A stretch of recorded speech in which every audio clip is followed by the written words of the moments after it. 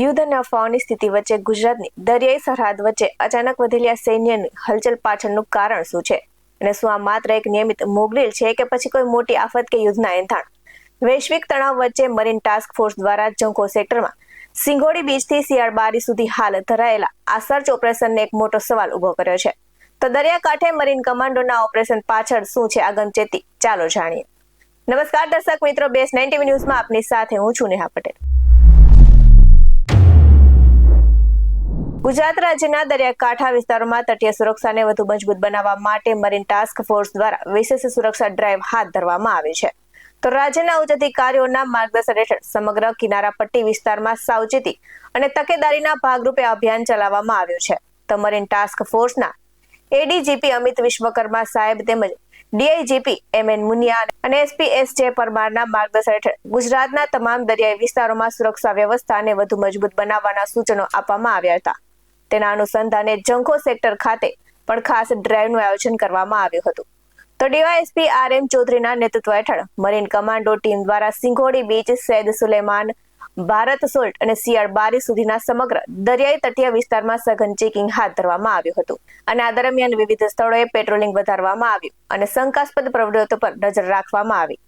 તો અધિકારીઓ દ્વારા માછીમારો સાથે સીધી મુલાકાત કરી તેમને જરૂરી માર્ગદર્શન આપવામાં આવ્યું અને ખાસ કરીને શંકાસ્પદ વ્યક્તિઓ, અજાણી બોટ તેમજ ડ્રગ્સ કે અન્ય કેફી પદાર્થોની હેરાફેરી જેવી ગંભીર બાબતો અંગે જાગૃતિ ફેલાવવામાં આવી અને માછીમારોને કોઈ પણ શંકાસ્પદ ગતિવિધિ જોવા મળે તો તાત્કાલિક સુરક્ષા એજન્સીઓને જાણ કરવા માટેની સૂચનાઓ આપવામાં આવી છે. તો આ સાથે જ તટીય વિસ્તારોમાં વધતી જતી કુદરતી અને બાહ્ય પરિસ્થિતિઓને ધ્યાનમાં રાખીને પણ વિશેષ સાવચેતી રાખવા સૂચનાઓ અપાઈ છે.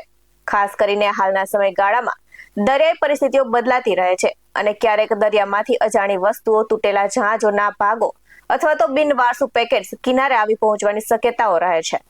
તો સુરક્ષા અધિકારીઓ દ્વારા લોકોને એ બાબતે પણ જાગૃત કરવામાં આવ્યા છે કે જો કોઈ અજાણી કે શંકાસ્પદ વસ્તુ દરિયાકાંઠે જોવા મળે તો તેને હાથ લગાડવો નહીં અને તરત જ પોલીસ અથવા તો મરીન ટાસ્ક ફોર્સને જાણ કરવી અને આ પ્રકારની તકેદારીથી સંભવિત જોખમોને ટાળી શકાય છે. તો અધિકારીઓએ પણ સ્પષ્ટ કર્યું છે કે આ સમગ્ર અભિયાનનો મુખ્ય હેતુ દરિયાઈ સુરક્ષાને વધુ મજબૂત બનાવવાનો છે અને ગેરકાયદેસર પ્રવૃત્તિઓને અટકાવવાનો અને વધુમાં માછીમારો અને સ્થાનિક નાગરિકોમાં જાગૃતિ વધારવાનો છે. તો સ્થાનિક સ્તરે આ ડ્રાઈવને લઈને લોકોમાં પણ સકારાત્મક પ્રતિસાદ જોવા મળી રહ્યો છે અને માછીમારો અને દરિયાકાંઠે વસતા લોકો માને છે કે આવું નિયમિત ચેકિંગ અને જાગૃતિ અભિયાનથી વિસ્તાર વધુ સુરક્ષિત બનશે અને કોઈ પણ અસામાજિક તત્વો સામે કડક સંદેશ જશે. તો વધુમાં મરીન ટાસ્ક ફોર્સે તમામ નાગરિકોને અપીલ કરી છે કે દરિયાકાંઠે કોઈ પણ શંકાસ્પદ હલચલ કે અજાણી વસ્તુ જોવા મળે તો તરત જ સુરક્ષા તંત્રને જાણ કરે અને દેશની સુરક્ષા વ્યવસ્થાને વધુ મજબૂત બનાવવામાં સહયોગ આપે. તો ગુજરાતના દરિયાકાંઠે ચાલી રહેલી આ વિશેષ ડ્રાઈવ રાજ્યની તટીય સુરક્ષા વ્યવસ્થાને નવી દિશા આપે છે અને ભવિષ્યમાં વધુ સશક્ત સુરક્ષા નેટવર્કની સ્થાપનામાં મહત્વની ભૂમિકા ભજવે તેવી અપેક્ષા રાખવામાં આવી રહી છે.